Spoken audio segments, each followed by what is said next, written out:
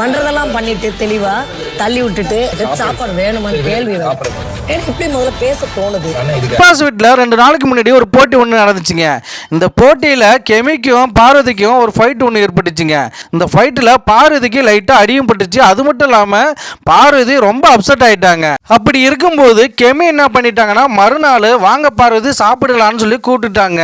என்னை கீழே நெட்டி தள்ளிட்டு என் கையை உடைச்சிட்டு எப்படி தான் வெக்கமே இல்லாமல் என்னை வந்து கூப்பிட்றேன் அப்படின்னு சொல்லிட்டு ரொம்ப கேவலமாக திவாகர்கிட்ட பேசிட்டு இருக்காங்க. இதையும் கெமி கேட்டுட்டு தாங்க இருக்காங்க. அவங்க காதலை உழணுன்னு தான் நான் வேணுனே பேசுகிறேன் அப்படின்னு சொல்லி பார்வதியும் பேசிட்டு இருக்காங்க.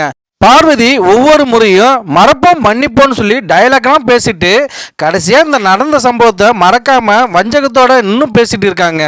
உண்மையிலே பார்வதி நடந்துக்கிட்டது சரியா தவறான்றத கமெண்ட் பண்ணுங்க. என்னை பொறுத்த வரைக்குமே பார்வதி நேற்று நடந்துக்கிட்டது ரொம்ப தவறுங்க.